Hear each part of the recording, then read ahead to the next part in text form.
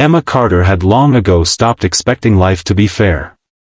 At 23, she lived in a tiny rented room above an old grocery store on the edge of a forgotten neighborhood where the buildings leaned with age and every cracked sidewalk seemed to tell the same story of broken dreams. She worked 2 exhausting jobs just to survive. Every morning before sunrise, she cleaned offices downtown, and every evening she waited tables at a small family diner that barely paid enough to cover her rent. Between those shifts, she often wondered how much longer she could continue living like this, but giving up had never been an option. Her mother had passed away when Emma was 16 after a long battle with illness. Medical bills had swallowed everything they owned, leaving nothing except debts and painful memories. Her father had disappeared years earlier, choosing alcohol over family, and no one had heard from him since. Emma had learned early that if she wanted something, she would have to earn it herself. Despite her difficult life, she had something many wealthy people lacked. She possessed kindness. It showed in the way she smiled at lonely customers in the diner, how she secretly paid for meals when elderly regulars couldn't afford them, and how she fed the stray cats that wandered behind the restaurant every night. One cold November evening, heavy clouds covered the city. Rain poured relentlessly, turning streets into rivers and soaking anyone unlucky enough to be outside. Emma finished her shift later than usual because another waitress had called in sick. Her feet ached terribly, and her old sneakers were already letting water seep through. She pulled her worn coat tighter around herself and began the 40-minute walk home. She couldn't afford a taxi, and buses had stopped running because of flooding in several areas. The city looked different in the rain. Expensive cars splashed through puddles without slowing down, while homeless people searched desperately for dry places beneath bridges and abandoned storefronts. Emma always carried a small backpack containing bread, bottled water, and a first aid kit. She never knew when someone might need help. As she crossed an industrial district, she heard a strange sound. At first, she thought it was only the wind. Then she heard it again. A low groan. Someone was in pain. She stopped walking. Most people would have hurried away. The neighborhood had a dangerous reputation after dark, and getting involved often created more problems than solutions. Emma hesitated. She looked around. The street was almost empty. Rain hammered against metal warehouses while distant thunder rolled across the sky. The groan came once more. This time it sounded weaker. Without thinking, Emma followed the sound toward an abandoned loading dock behind an old factory.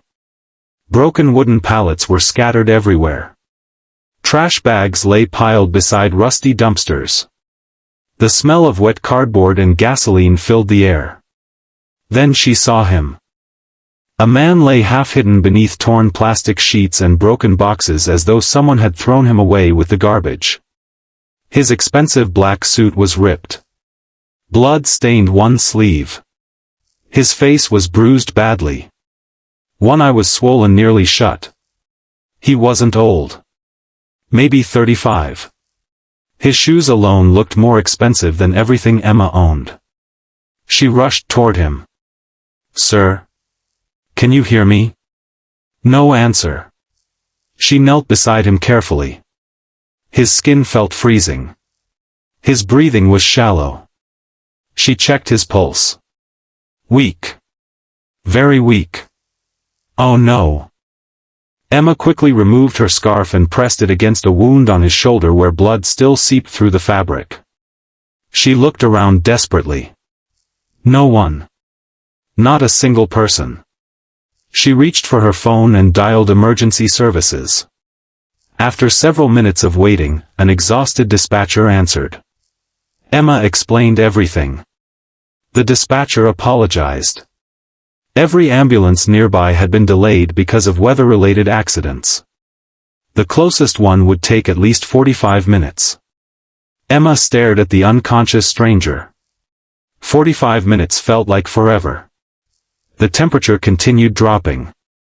Rainwater soaked through his clothes. If he remained there much longer, he might not survive. She faced an impossible decision. Leave him and hope help arrived in time. Or somehow get him somewhere warm herself. She weighed barely 115 pounds. The man looked at least 180. Moving him seemed impossible. Still, she couldn't leave. She spotted an old metal cart beside the warehouse. Its wheels squeaked horribly, but they still turned. Using every ounce of strength she possessed, Emma dragged the cart across the wet pavement. Slowly. Painfully. She managed to lift one side of the unconscious man onto it before pulling the rest of his body into place. It took nearly 15 exhausting minutes. By then her hands trembled from effort. Rain soaked her hair completely. Her muscles screamed.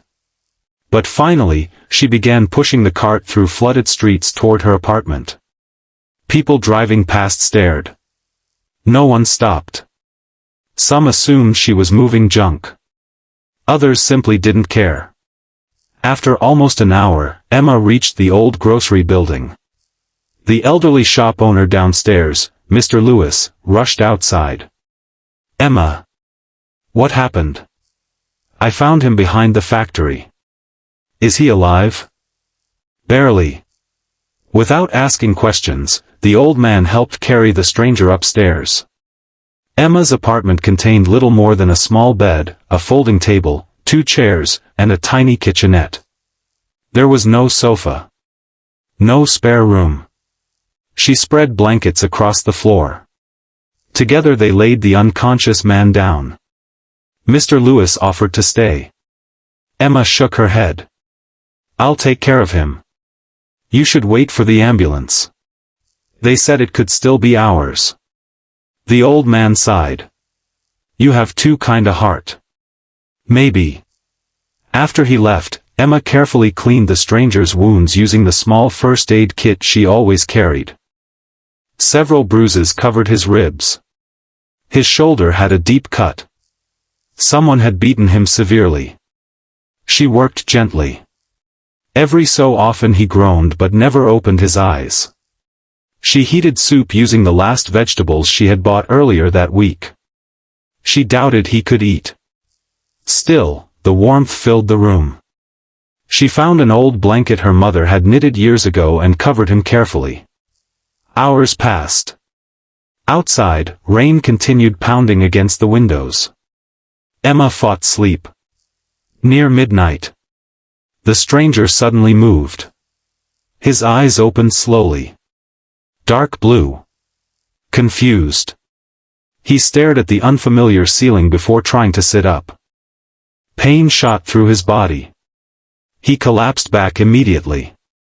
Easy, Emma said softly. You're safe.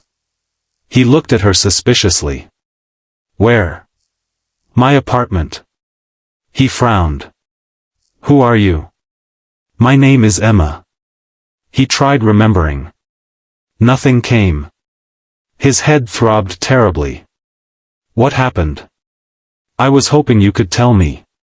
He closed his eyes. Only fragments appeared. Rain. Voices. Someone shouting. A hard blow. Darkness. Then nothing. My name. He stopped. His expression changed. Fear. I can't remember. Emma's face softened. It's okay. No. I should know. He pressed both hands against his temples. Why can't I remember? You probably have a concussion. He breathed heavily. I don't know who I am. Emma handed him warm water. Don't force yourself. He looked around the tiny apartment. Everything appeared simple.